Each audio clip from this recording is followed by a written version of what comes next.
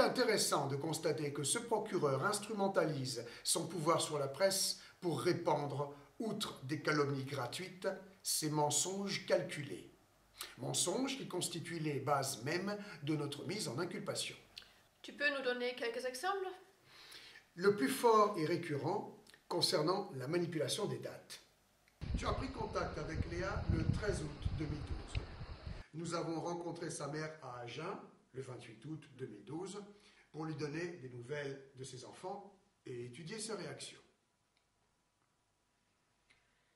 Cela prouve bien que nous avions des doutes sur elle, ce qui est en totale contradiction avec le scénario qui la pose en commanditaire du projet de kidnapping.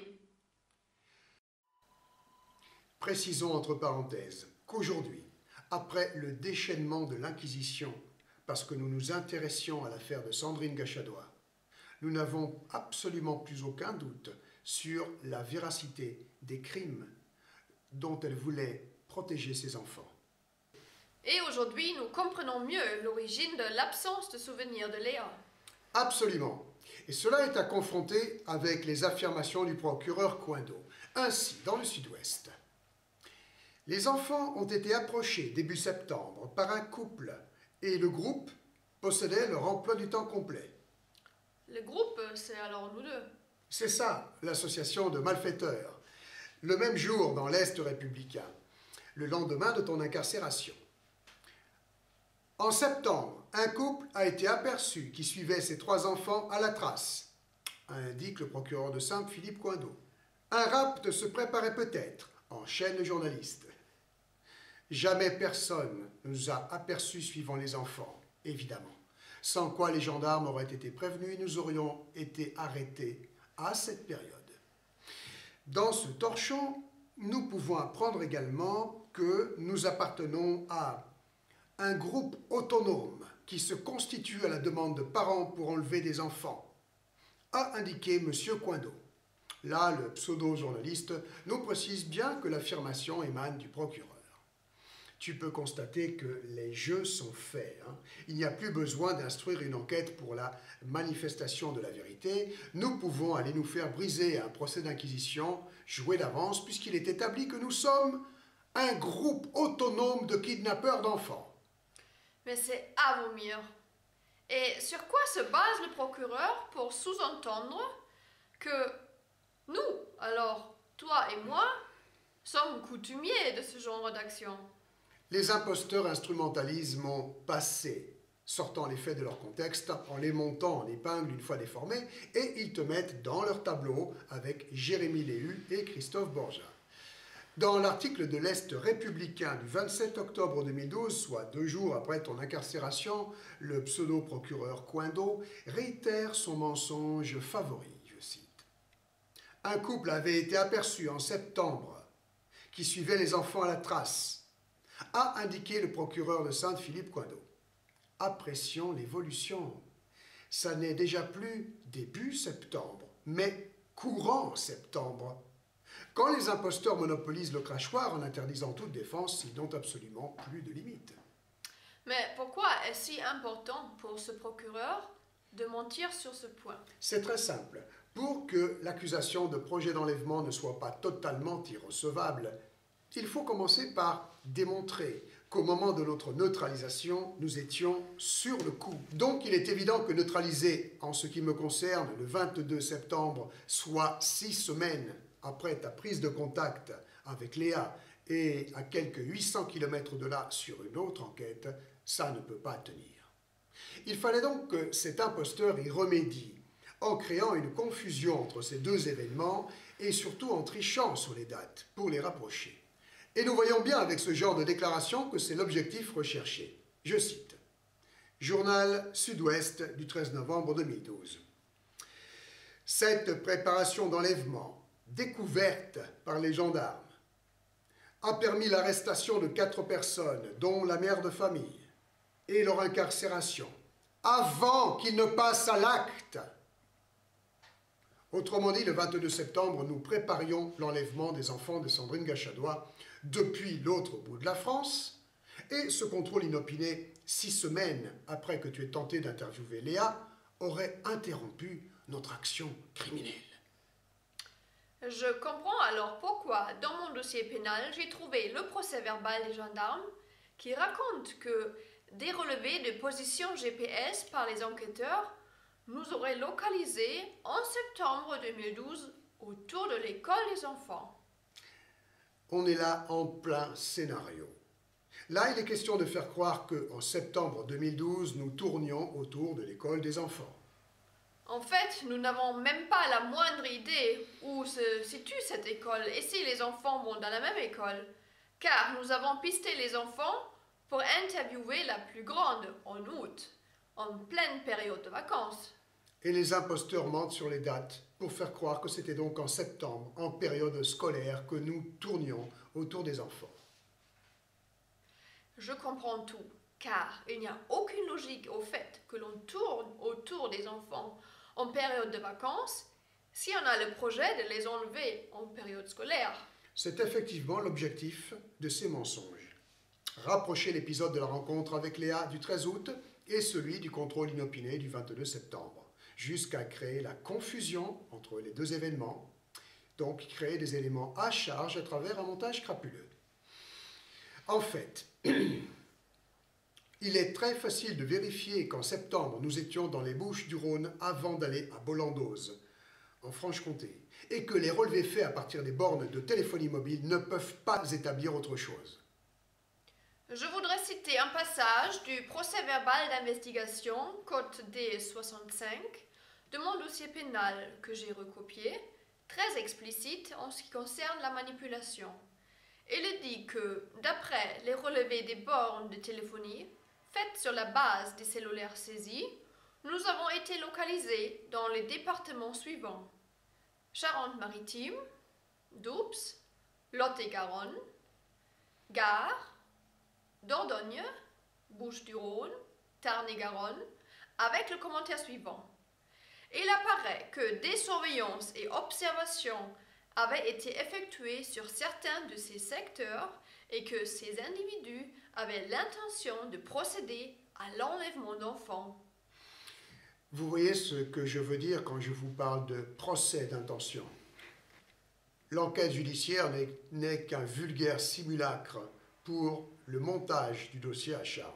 En théorie, l'enquêteur est supposé rechercher des preuves ou établir l'absence de preuves concernant la culpabilité des accusés. Mais dans les procédés d'inquisition, suivant les consignes du pseudo-procureur, le pseudo-enquêteur est le premier à substituer des affirmations mensongères à toute réelle constatation et à apporter des conclusions à charge, en interprétant de manière crapuleuse des faits anodins, lesquels sont ainsi sortis de leur contexte pour être mis en scène dans le scénario imaginé par l'Inquisition. C'est ahurissant. Le seul fait qu'on ait relevé diverses localisations lors de nos virées en France permet d'affirmer que c'était pour enlever des enfants. Ça, c'est du lourd, hein? Vous imaginez un petit peu la gueule du projet de multiples enlèvements d'enfants. Sur l'ordonnance de rejet de ma demande de mise en liberté, la juge Pragou, la plus agressive de tous, écrit: le risque de réitération des faits sur les enfants Calouot, ceux de Sandrine Gachatois, ou sur d'autres enfants, reste majeur. Ah, c'est sans doute ça que la justice entend par projet. Le grand flou artistique, le projet d'enlever ces enfants-là, ou d'autres enfants, ou tiens, ceux-là, là-bas. Pourtant, la pseudo-juge de détention parle bien de faits. Les faits, comme nous l'avons vu, concernent nos enquêtes clandestines sur des crimes odieux commis sur quantité d'enfants en réseau, de notables intouchables. Effectivement, tant que nous ne sommes pas neutralisés, le risque que l'on finisse par parvenir à mettre à nu l'insoupçonnable réalité reste majeur pour les membres du lobby pédocriminel, les premiers visés par nos dénonciations étant naturellement les inquisiteurs en robe noire. Concernant les manipulations faites avec la presse, je finis avec cet article du 13 novembre 2012 du Sud-Ouest. Je cite: « Le 22 septembre dernier, en contrôlant le véhicule de Stan Maillot dans le Doubs, les gendarmes tombent sur un carnet dans lequel sont notés les préparatifs de l'enlèvement des 3 enfants à Montendre. Rappelons que les notes en question sont en réalité celles qui préparent la rencontre du 13 août avec Léa et le rapport que j'en ai fait à l'issue. C'est incroyable, les éléments à décharge sont tournés en éléments à charge et les autres éléments à charge ne sont que des montages basés sur les mensonges. Mon dossier pénal est même trop pourri pour servir de papier de toilette. Eh oui, nous avons là, avec des éléments indéniables s'agissant d'archives de presse et d'éléments présents dans le dossier prétendu pénal, la preuve formelle que notre inculpation est basée sur des mensonges et des manipulations intentionnelles et que donc il s'agit d'une machination. Mais c'est trop visible. Comment peuvent-ils oser faire une telle machination sans craindre qu'on la démontre publiquement, comme nous le faisons ici? Ces frustrés machiavéliques ont une grosse faiblesse. Ils sont trop sûrs d'eux en fonction des pouvoirs qu'ils détournent à des fins criminelles. En outre, ils sont tous entre eux avec la complicité des journalistes qu'ils sélectionnent. Surtout, nous étions censés être neutralisés, toi et moi. Alors, qui aurait dit ou tenté quelque chose pour nous défendre en dénonçant la machination? Moi, j'avais disparu et je ne donnais plus aucun signe de vie. Toi, tu étais entre leurs griffes et sous leur contrôle total à travers ton avocate.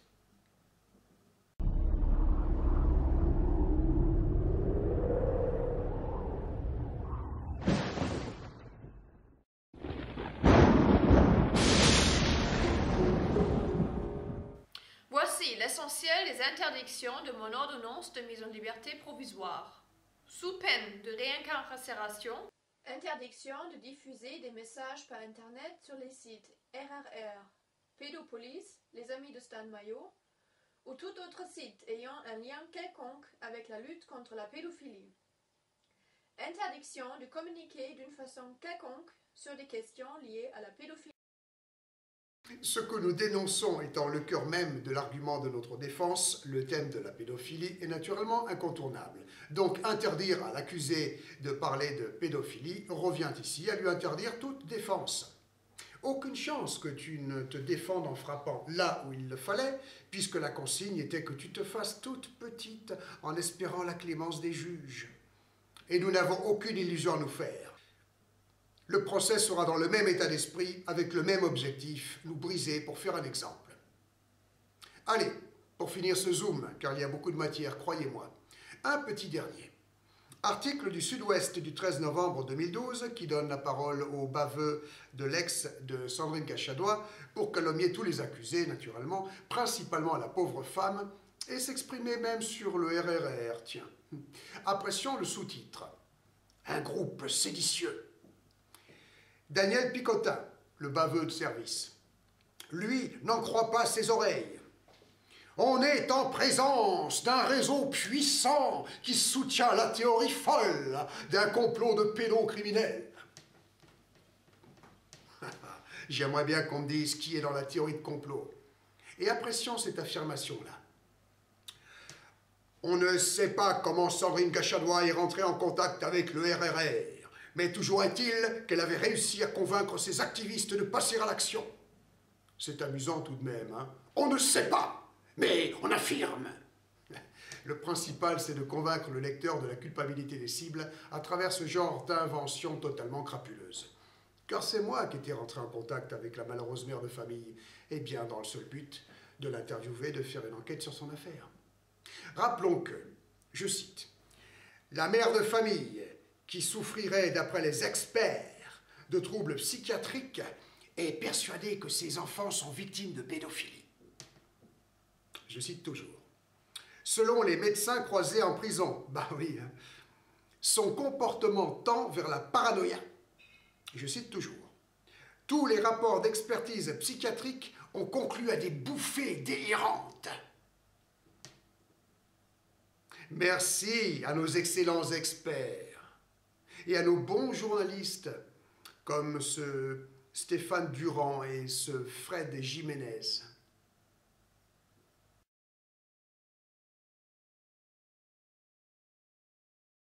le procès d'intention, avec usage même de mensonges éhontés, est un art très pratiqué par l'imposture judiciaire française, tout comme l'instrumentalisation de la presse pour enfoncer des innocents avant tout jugement.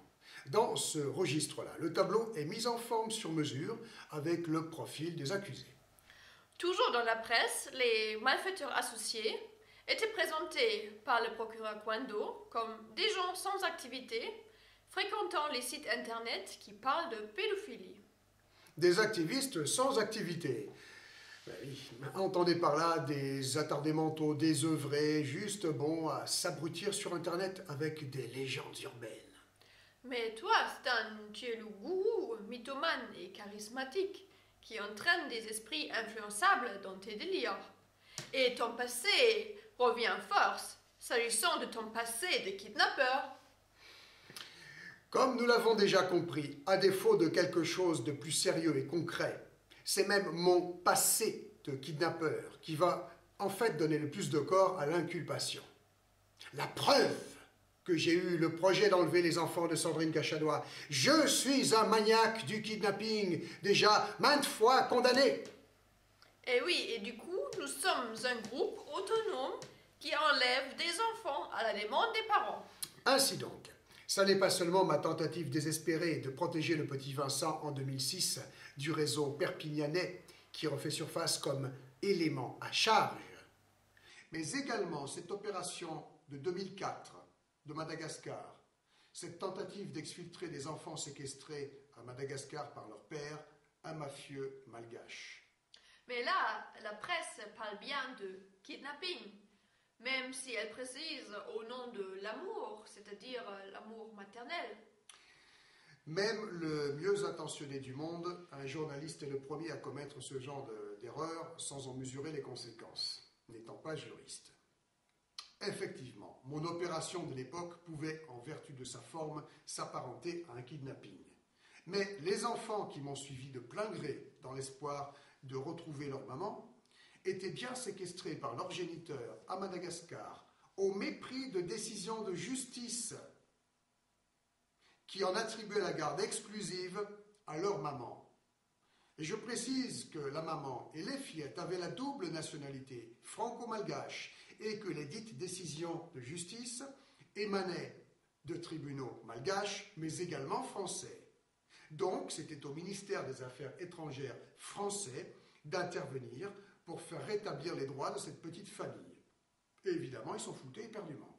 C'est donc dans ce climat de déni de justice que j'ai à l'époque accepté de tenter le tout pour le tout.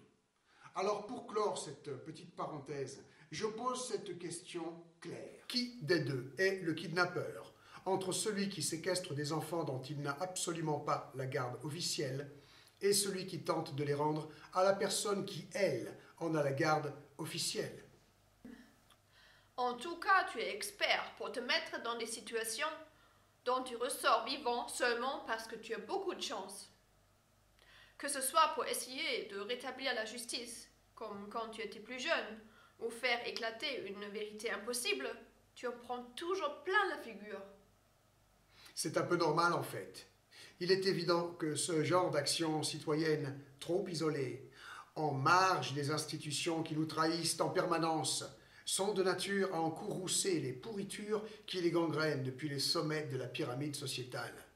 Et c'est surtout le procès d'intention de vouloir faire justice à la place des institutions dont c'est le rôle, qui, à défaut de tout débat sur le droit pénal, est le cri du cœur des traîtres et des imposteurs, comme s'il s'agissait d'agissements criminels. Tout ce beau monde entend continuer à nous rouler dans la farine et à commettre les pires saloperies, bien à l'abri de toute dénonciation et de toute tentative citoyenne pour restaurer la justice.